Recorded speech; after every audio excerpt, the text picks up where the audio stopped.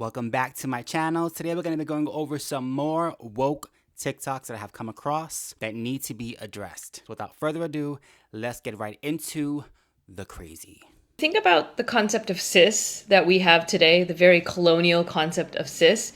It is so wild because what it essentially means is a doctor took a look at you and made a guess, approximation, and decision about you on your behalf without you, and you now, by chance, conform to that decision that a doctor made about you without you. Chance conformity is what it means to be cis in current cis-dominant culture. Now, of course, there's nothing wrong with being cis. The problem stems from the fact that we live in a colonial cis-dominant culture, and it's simply an unavoidable fact that cis people have cis privilege in a cis-dominant system. Yup, even if you hate the word cis and the fact that you have cis privilege. The oh-so-boring cis-binary system that white dominant culture created limits everyone. Listen, we can have so many infinite words, ways, and expressions of being again when trans and gender-bending people, particularly those of the global majority, are just allowed to simply exist. And how do we do that? Well, by taking down white, cis, het, capitalist, colonial dominant culture. And from what I've been witnessing, we can and are doing that every single day.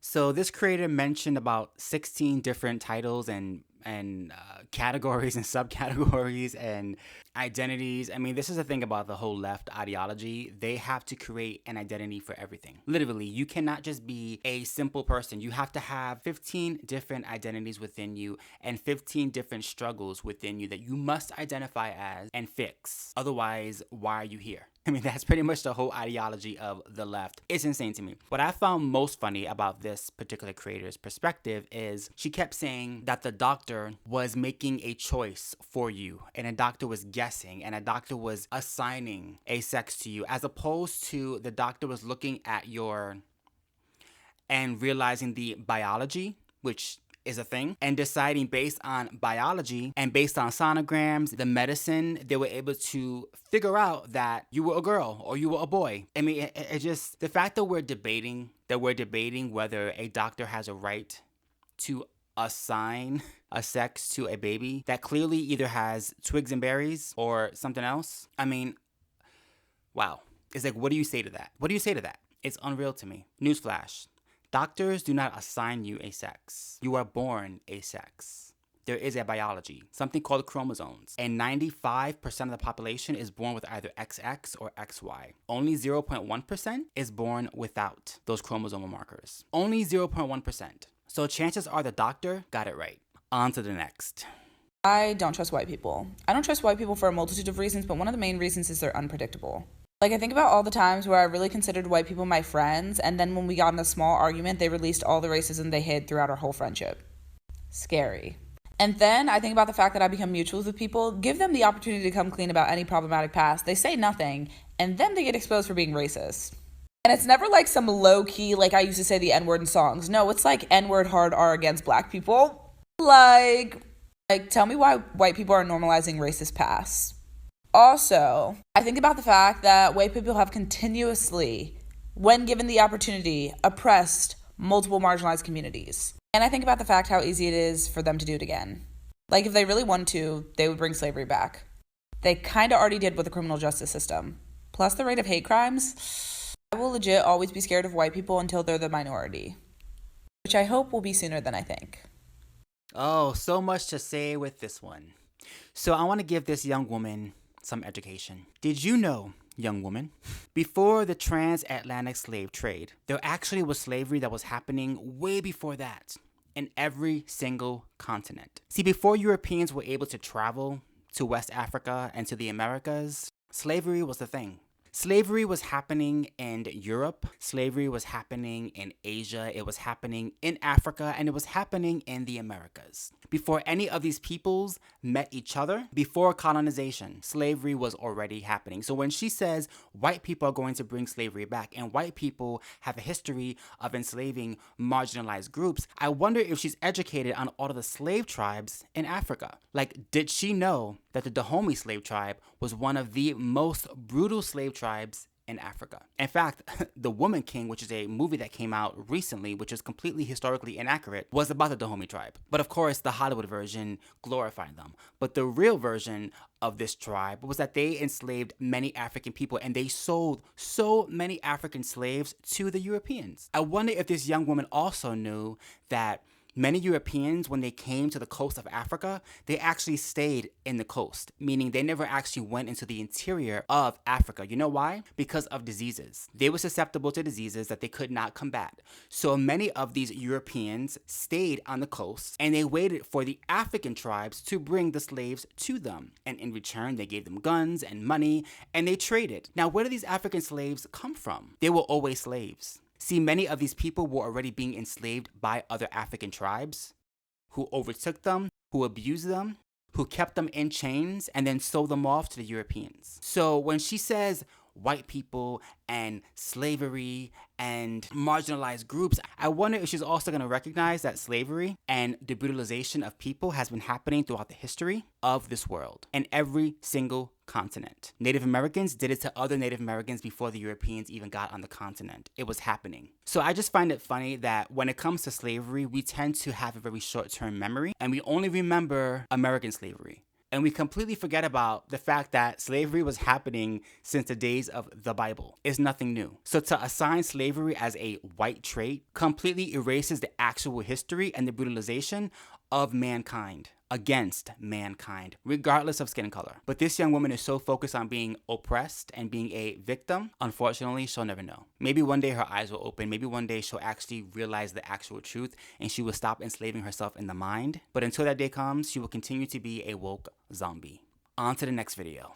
The thing that gets me about the anti-trans conservative rhetoric around like puberty blockers for trans kids is that if they really did care about making sure children weren't being mutilated or weren't being like coerced, they would be the #1 advocates for puberty blockers, not only because they're empirically supported and because they were developed for cisgender people, but because they would realize that forcing somebody to go through a puberty with a dominant hormone that is misaligned with your actual gender, that would be, by their terms, mutilation. Because imagine if we sat a bunch of 13-year-old cisgender boys around and we were like, hey boys, we know that you're boys, and we know that you've been boys as long as you've been alive, and it's very clear to us that you are boys, but we just want to be so sure, so we're actually going to make you go through estrogen-based puberty instead, so that way, like, when you get to the end of that road and you're 18, you can decide if you still wanted to be that boy that you know, always showed signs that you were.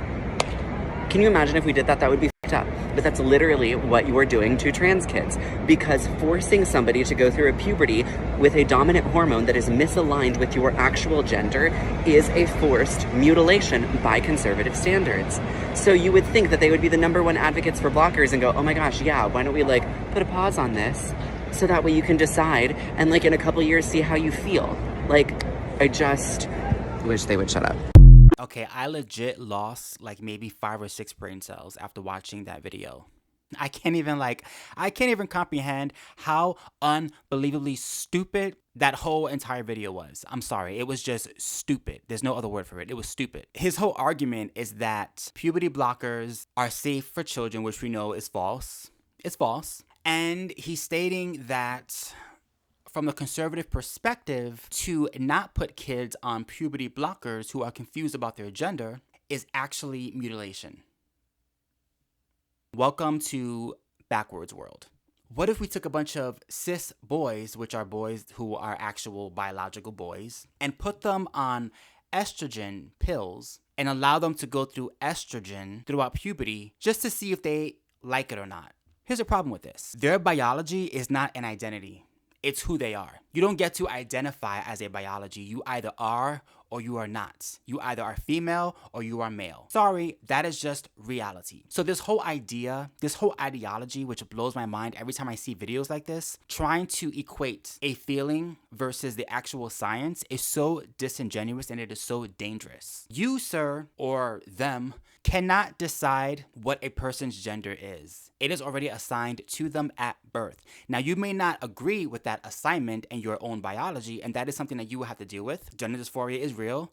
I acknowledge it, but it doesn't change the fact that gender dysphoria is a condition. It is a mental condition. Only about 1.2% of the population suffers from gender dysphoria, by the way. Very small minority, but it is a condition. It is not normal. It's not normal. So to sit here and say that if somebody is confused, let's just put them on drugs and see what happens. Let's put a pause on it and see what happens is so dangerous. You know why? If you put somebody on Lupron, which is one of the most popular HRT drugs, we know that after a certain amount of time, if a person is on Lupron for too long, they will become sterile. If you put an 11-year-old child on Lupron for 3 to 4 years, and then that child at 15 decides, you know what, I actually don't want to be a boy, I actually am a girl and I want to stay a girl the way that I was born, guess what? Chances are that young girl will never have children because she was on puberty blockers for too long. That is not reversible. That is irreversible. She will be sterile for the rest of her life because she was put on drugs based on an assumption of what she thought she maybe could be. And when you couple that with all of the confusion that we see in these schools, in these elementary schools, and what's being pushed on children, it's no wonder that so many kids, especially Gen Z,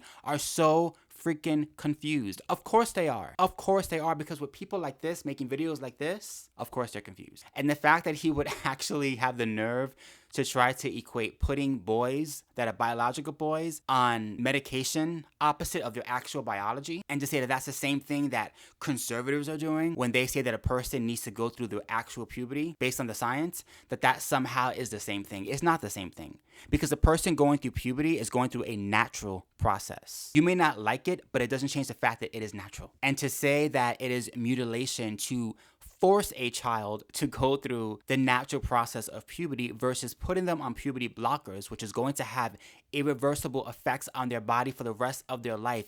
Even if they decide to detransition, it's too late. Their bodies are changed forever. What part of that do these people not understand? If you're over the age of 18, have at it. Have fun. Do you. Live life. Good luck. God bless you. But if you are under the age of 18, leave children alone. Period. End of story. All right, I got time for one more video before I cuss somebody out.